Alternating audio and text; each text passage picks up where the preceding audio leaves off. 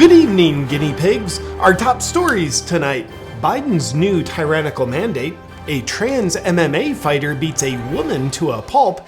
Comedians are at odds. Gavin Newsom recall results are in. There's new pharmaceutical billionaires. And rageful AOC is turning heads with her tax the rich dress. We'll have all this for you and more in tonight's indoctrination. But first, we start with Biden's new tyrannical mandate. Last week, while trying to read off a teleprompter, President Puppet announced a new jab mandate for businesses with over 100 employees. While attempting to read words that someone else wrote for him, he said the new mandate is intended to protect the vaccinated from the unvaccinated.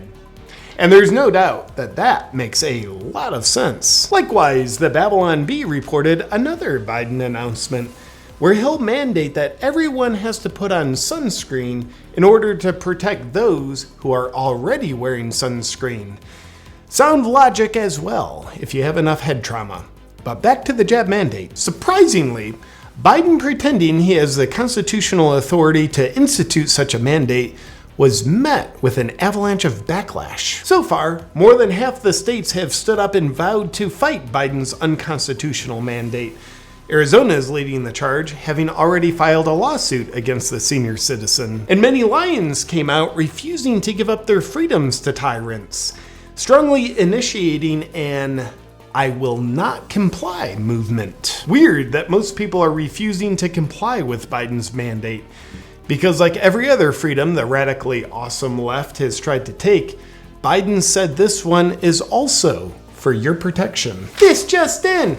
Throughout history, the only strategy that authoritarians have successfully used to get people to voluntarily give up their freedoms is by telling them it's for their protection.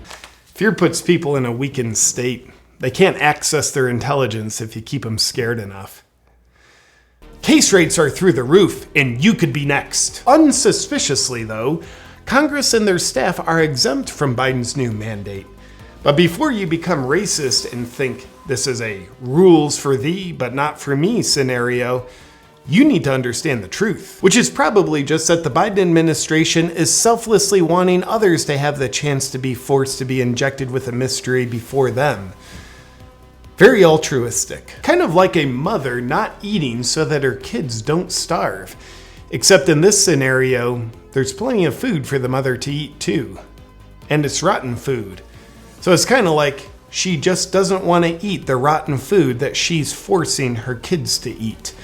Clearly, a very loving and caring mother. The UK, which has been going hard in the paint to control their citizens, has just announced they'll be abandoning the passport system. Please let that be a lesson to you. If you rise up and make your voice heard and your actions heard by refusing to comply with tyrannical overreach, you can make a difference in upholding your freedoms. And you should never do that, because you're putting us all at risk of being infected with freedom. Because when it comes down to it, we're all just wanting to be protected. Screw your freedom. Right, Arnold? Well, my freedom is being kind of disturbed here. No, screw your freedom. That guy. Yeah, that's right, Arnold. Screw your freedom. And with jab passports in the world of comedy, there's a tale of two opposing comedians with very different stances.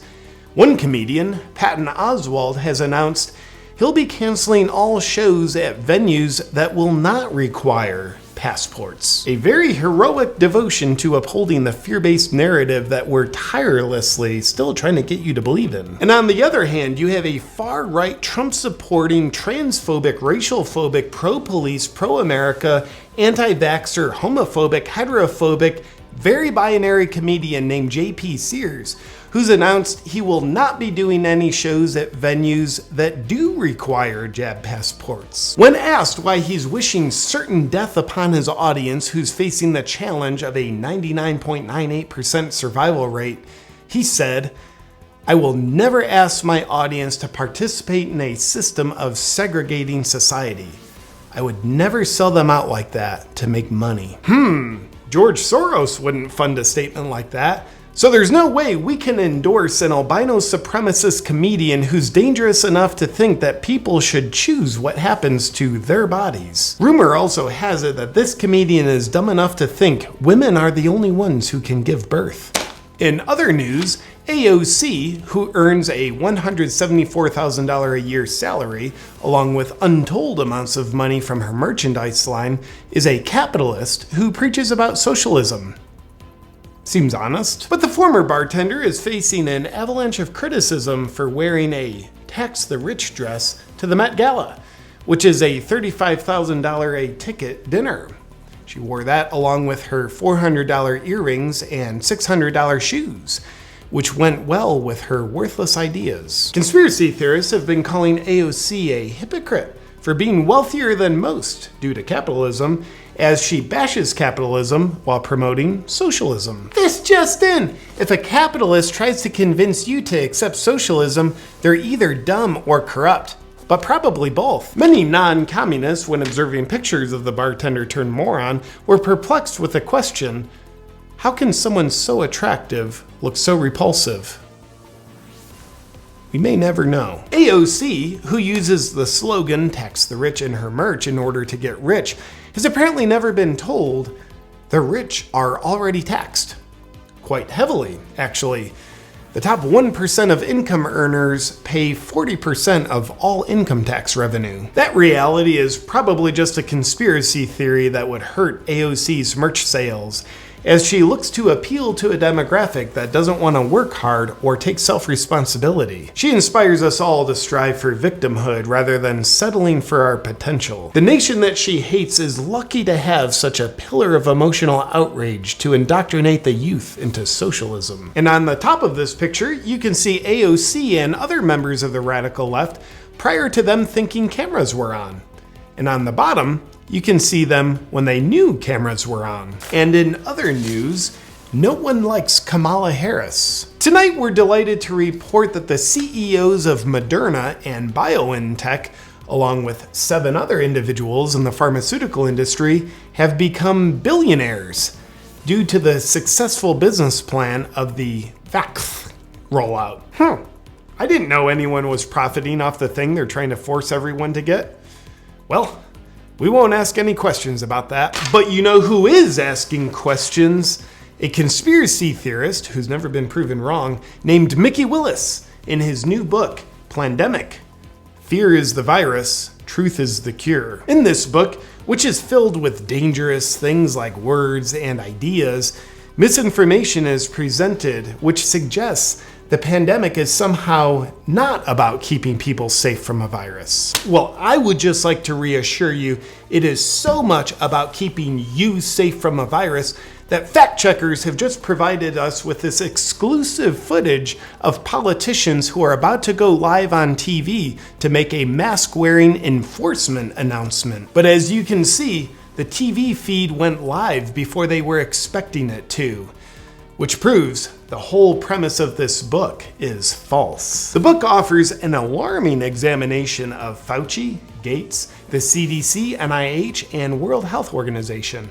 But I don't know why anyone would want to find out the very things that we use censorship to keep you from finding out. The book uses things like evidence and references to brainwash people into thinking for themselves, and into not buying into the mainstream narrative that we spend billions of dollars to get you to buy into. For your protection, do not get this book.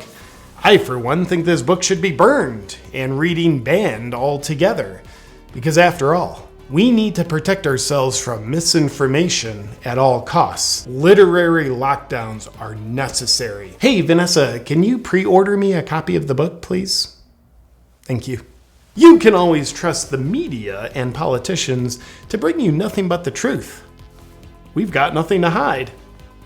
Promise. Moving along, 2 FDA scientists, along with 12 others from the organization, will be resigning from the FDA.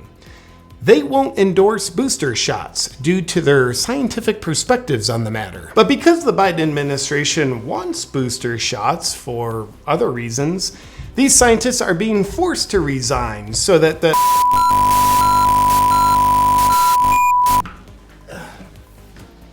Sorry for our technical difficulty. What I was saying is, due to their scientific incompetency, these racist scientists are being forced to resign from the FDA. In other news, Gavin Newsom won the California recall election in a landslide victory, getting approximately 100% of all votes.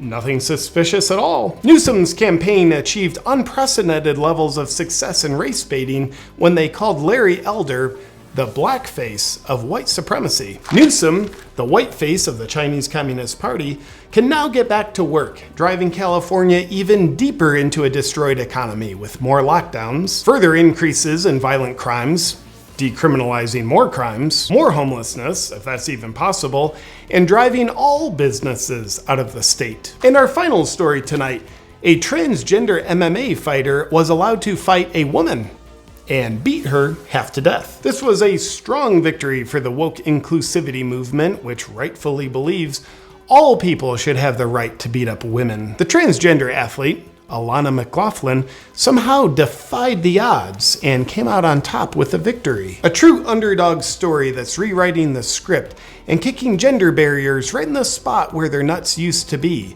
while inspiring all people to believe we too can inflict violence onto women. That's it for tonight's top stories. Thank you for paying attention to our reporting on Biden's new mandates so we can divert your attention from the treason Biden committed in Afghanistan.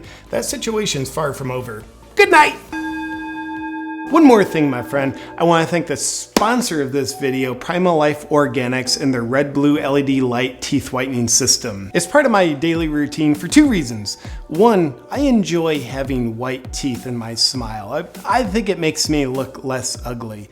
But the other thing is, it's the only teeth whitening system that I trust. Many other systems rely on harmful peroxides, which can actually damage and denature your teeth.